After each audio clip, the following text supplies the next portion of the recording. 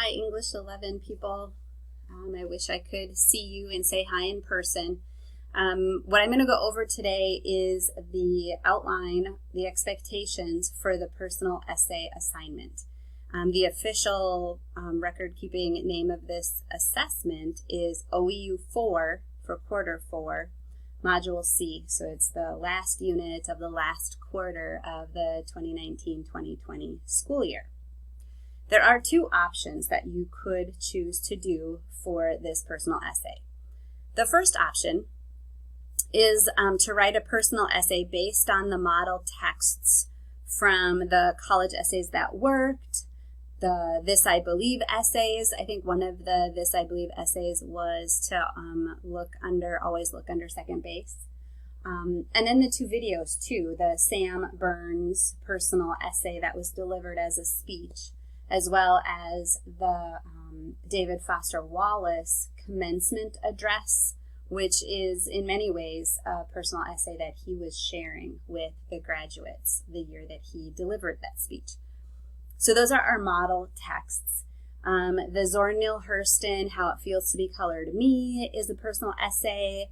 The blog that we read about the teenage years being bald, that one was also a personal essay. So you've got a lot of mentor texts that you can use as your inspiration. And so how do you write a personal essay? Well, first of all, you have to think and write about something that's important to you. And so I've given you some ideas here.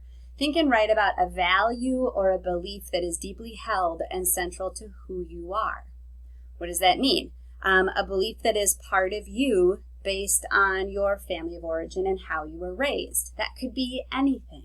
Your faith life, politics, patriotism, tradition, family connection.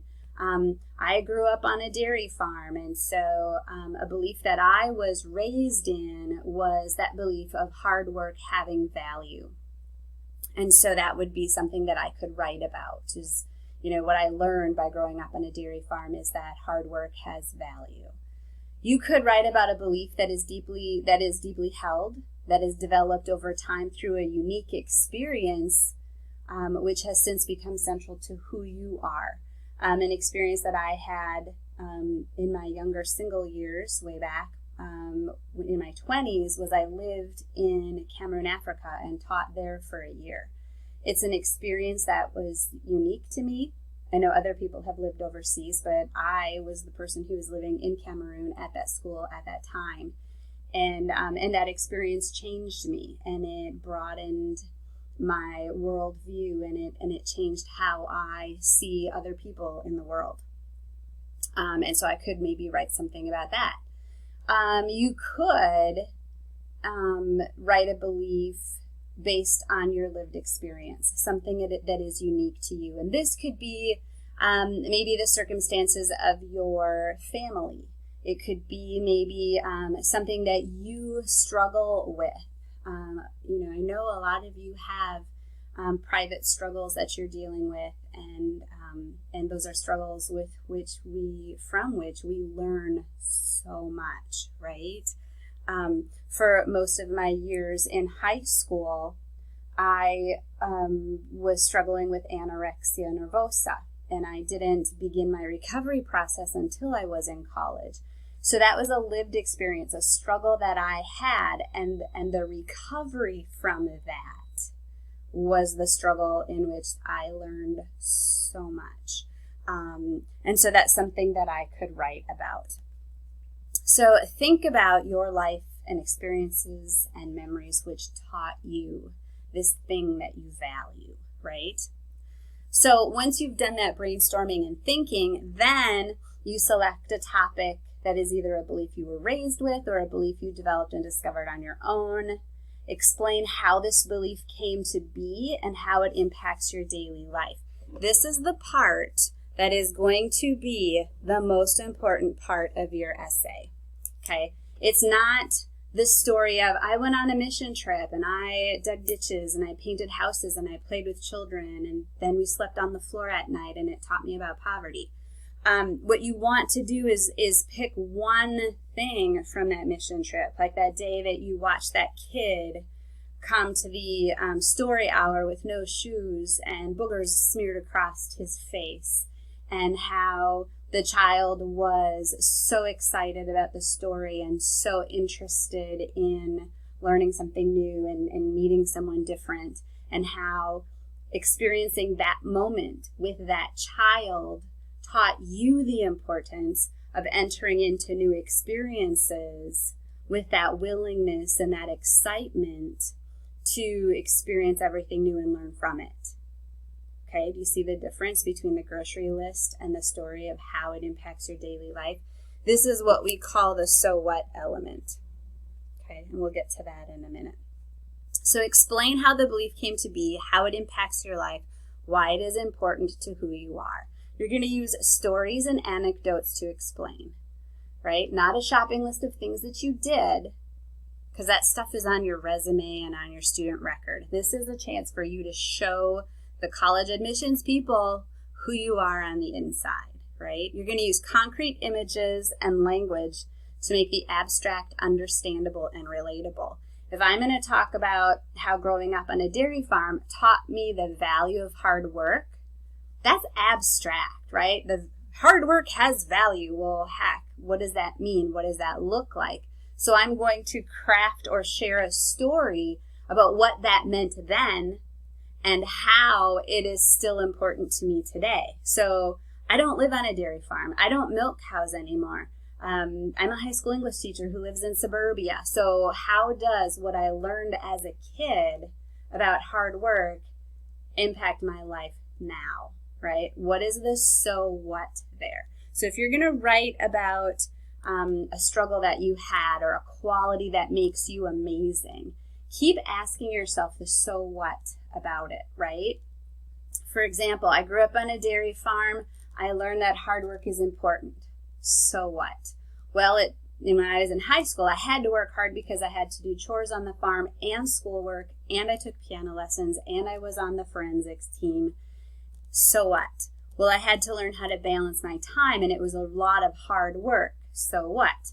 Well, when I went to college, I was prepared to balance life of a college student without the supervision of adults. So what?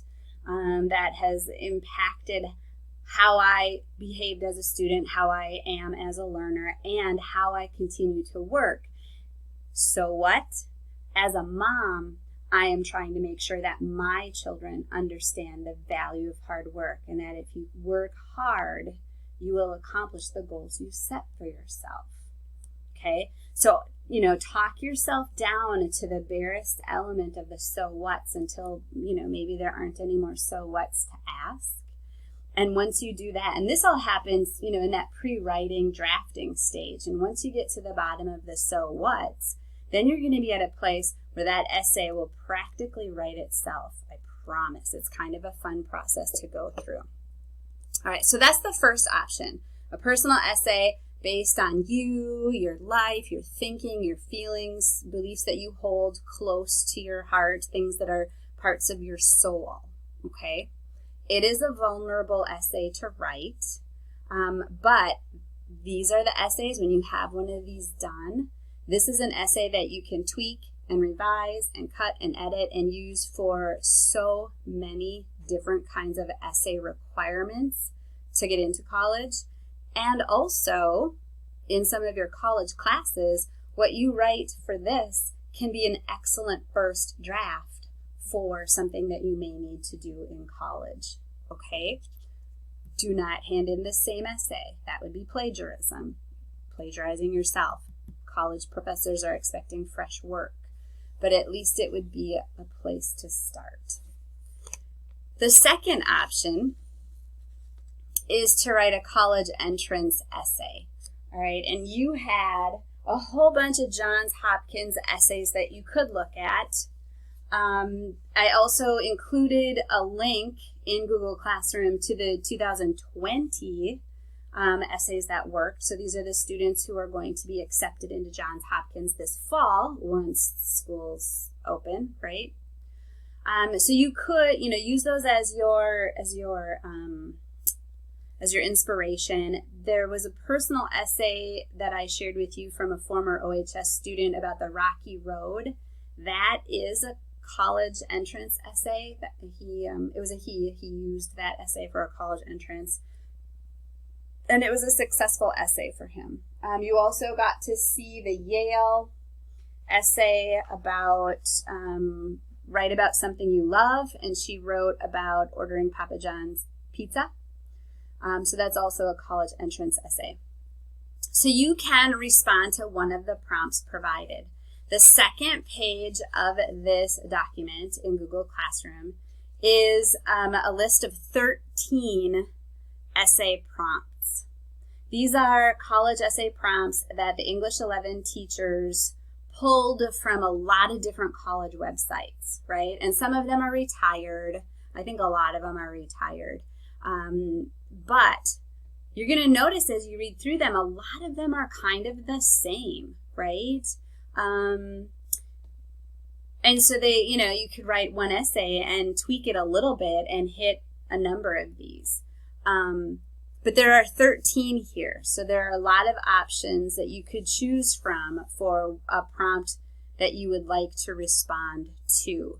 And if you write an essay to one of these prompts, again, it's going to be an excellent resource for you to use for the college of your choice.